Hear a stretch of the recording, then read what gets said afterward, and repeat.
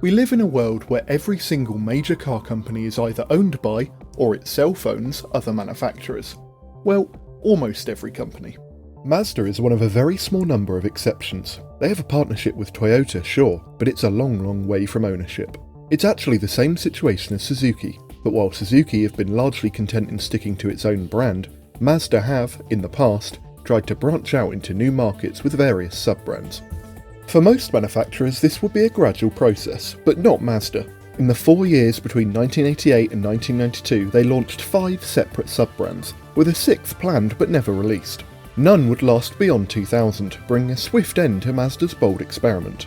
Despite this, looking through these brands, Autozam, Eunos, Efini, Xedos, M2 and the failed Amati is fascinating, and shows just how strong Mazda's faith in their model range was.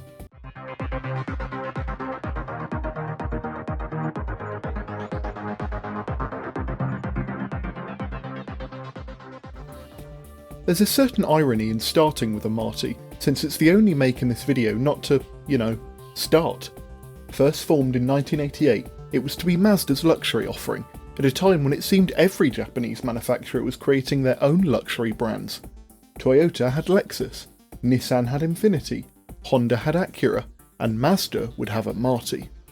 There was a reason why all these companies popped up at around the same time, of course, and that reason was America. The US was worried that in the wake of the oil crises, their own manufacturers would be steamrolled by Japanese firms, so they acted to stop the imports with a restriction. Whether this worked in the long run is another conversation, but at the time this restriction was a big deal. Under its terms, Japan was limited to exporting 1.68 million cars per year to the US, rising to 1.85 and finally 2.3 million, until being scrapped in 1994. Now, I should note that this cap was voluntary and was agreed upon by America and Japan, but it still posed a problem to the Japanese manufacturers, namely how to make consistent profits with fewer vehicles able to be sold. The solution? Export more expensive vehicles, of course, so that's what every company did, leading to the explosion of Japanese luxury makes at this time. Mazda being Mazda, they obviously took a different approach to their rivals, or so it seemed to outsiders. Instead of aiming to create the greatest luxury car ever made like Lexus, or dressing up their existing models like Infiniti and Acura, Mazda was going squarely for the Mercedes S-Class. This meant a 12-cylinder engine was on the cards, handily also one-upping the 8 cylinders of the Lexus. Not content with merely outnumbering Lexus on the cylinder front, Mazda also wanted to out-tech them. It was to this end that they showed not a V12 at the 1989 Tokyo Motor Show, but a W12. Had they gone mad? It certainly seemed that way, but since then executives have admitted that it was merely a ploy to try and mislead rivals. Amati's first car, the 1000, was still planned to have 12 cylinders, just in the more conventional V arrangement. This will be built from the base of 2 KV6 engines. No, not that KV6, Mazda's own KV6, although it probably wouldn't be the strangest place the Rover unit ended up in hindsight. Using 2 of Mazda's own V6s meant that the capacity could have been as low as 3.6 litres, but the actual size would be rather larger, 4.6 litres being the most reasonable estimate. The 1000 would be the flagship, with a smaller 300 and 500 below it. These smaller models would follow the Infiniti and Acura route of being upmarket versions of existing models. In this case the Xedos 6 and Xedos 9 respectively, also known as the Eunos 500 and 800. Despite being formed in 1988, Amati wasn't officially public until August 1991, and 14 months later it was dead. Japan had entered a huge recession at the time, and the US was also mired in its own, smaller recession, so the business case for launching a Japanese luxury brand for America was pretty much nil. Since then, the lack of acknowledgement from Mazda itself has led to a barrage of rumours surrounding the mysterious Amati. The main one is that the Mazda Semchyshyn Mark II is a re-engineered version of the 1000 flagship, and if this is indeed the case, then I believe it would have flopped. The Semchyshyn Mark II just looks like every other big Japanese barge of the time, but with a much bigger engine, and price. So, in summary, it was a Lexus rival that exploded on the launch pad. There's a Tesla joke in there somewhere.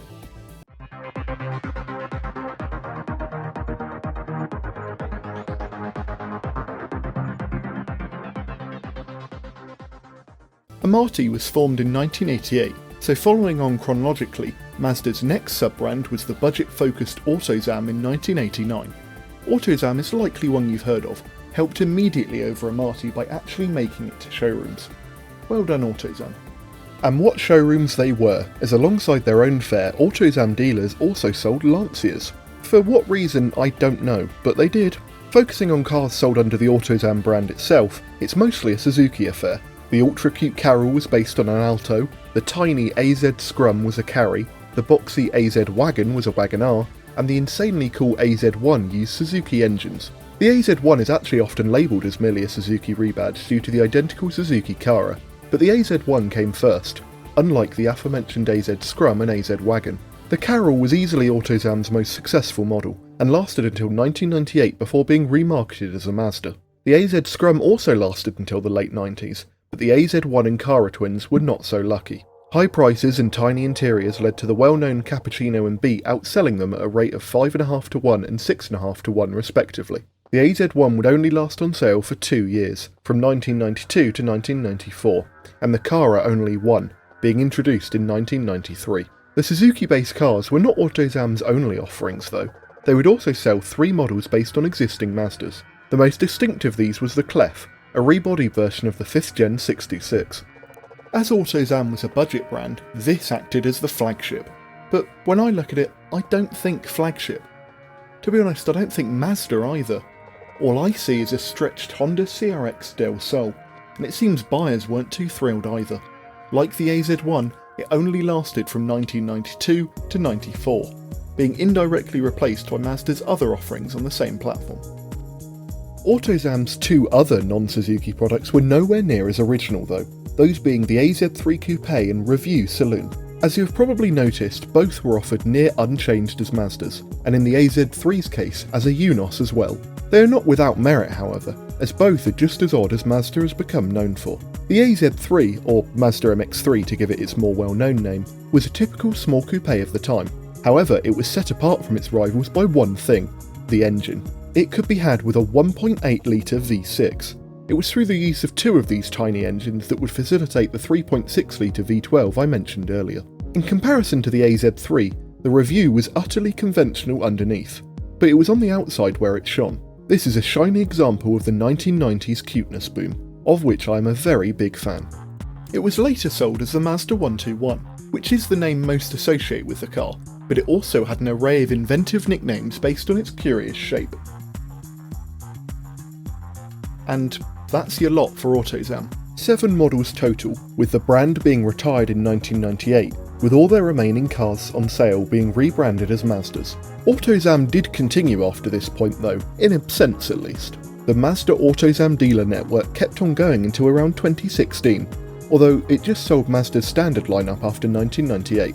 That being said, their badge and logo type look fantastic, especially on the dealership signage. So that's why Mazda kept the name around for so long after 1998.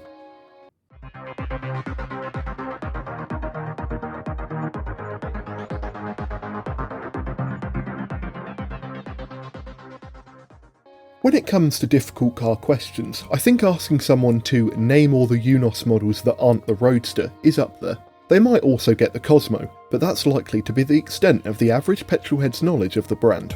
So what if I told you there were a total of 8 models sold under the Eunos brand? It's pretty shocking, isn't it?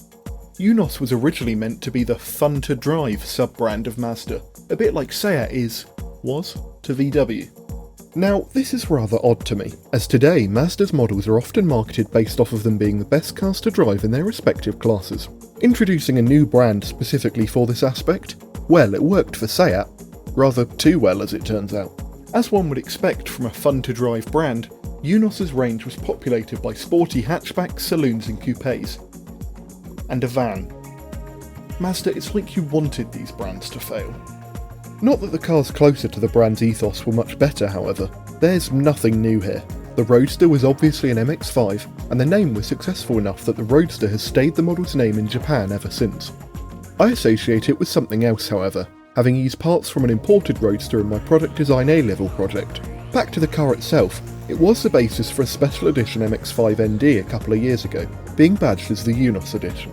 And what country was this special edition sold in? France, a country that never officially received Eunos models. Top marketing, Mazda, really well done there.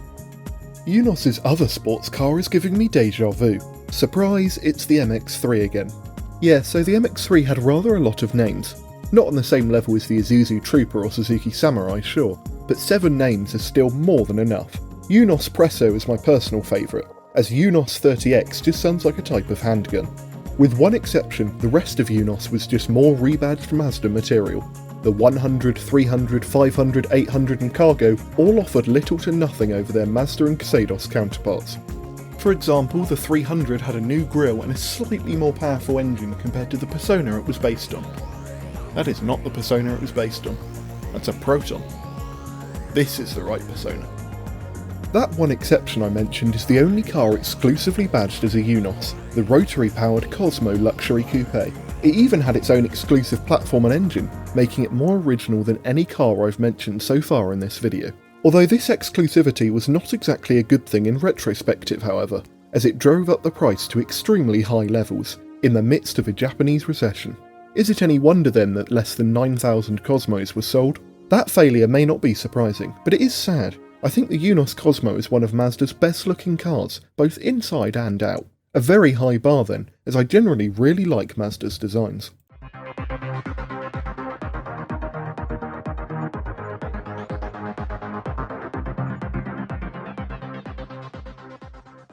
Like Eunos, Efini is also pretty much exclusively known for one car, the Japanese market RX-7. Efini itself was designed to be Mazda's luxury arm, just like Amati and Xedos. It's really not hard to see why this 7 brand strategy failed for Mazda, is it? Following on from Eunos and Autozam, Efini's range was also made up of rebadged cars with a single exception, so I won't go through them one by one. The only Efini specific model was the MS8, which was yet another big premium saloon for the Japanese market. It had very little to set it apart from its contemporaries, with a front bench seat and 4-wheel steering being the only features worthy of note. Don't worry though, as in another similarity to Eunos, Efini also had a model completely antithetical to the brand's aim, the MPV. It was, who would have guessed, an MPV. How luxurious. I've had enough of rebadges now, so let's move on to something more interesting. M2 Incorporated. Sounds like a supervillain, doesn't it?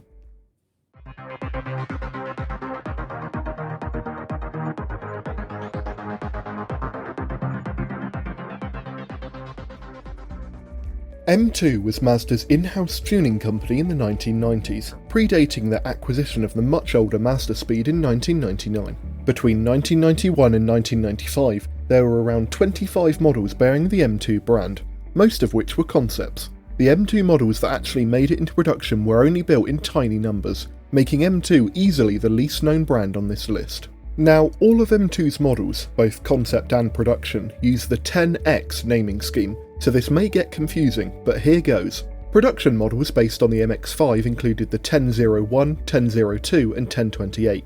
These were all based on the then current NA model, with each being designed for a different role. The 1001 was designed for driving enjoyment, the 1002 for comfort, and the 1028 for racing. M2 would only make one production car that wasn't based on an MX-5, the 1015. This was definitely M2's most famous model, although you wouldn't know it. Due to the alphanumeric name, it's typically just labelled as a standard AZ1. I've also seen it confused with Mazda Speed's AZ1 variant. Personally, I think that 1015 is easily the best looking AZ1 version. Those yellow spot lamps look fantastic. While M2's production cars were rather tame, their concepts were anything but. From making possibly the cutest van ever with the 1004 to an AZ1 buggy with the 1014, M2 were consistently putting out some of the coolest forgotten concepts of the 1990s. A sporty 4x4, a 323 Ute, a V6 MX-5, an ultra-luxury MPV, rally versions of the 323 and AZ1, M2 was truly a force to be reckoned with in the concept department.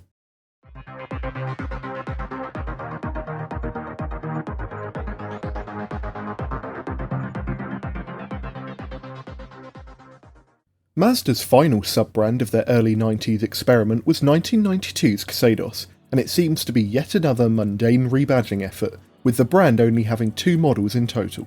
And to be honest, that is exactly what Xedos was, with their 2-model range also being sold as both a Eunos and a Mazda.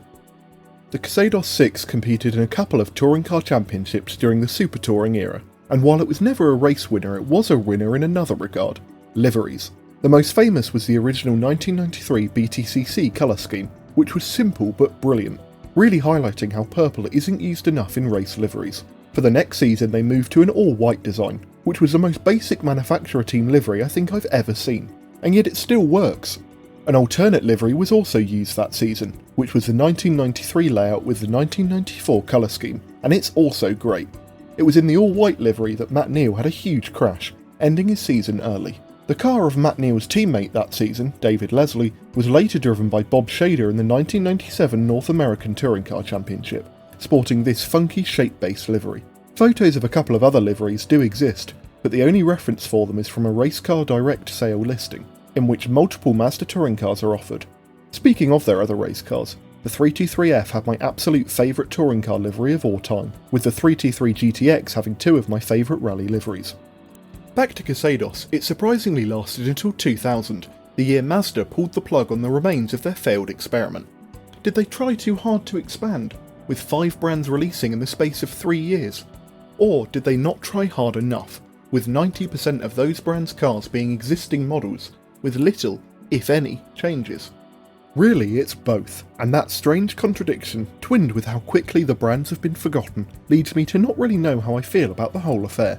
One thing I do know is that it was one of the weirdest chapters in motoring history, and thus belongs right at home here on Studio 2. Thanks for watching.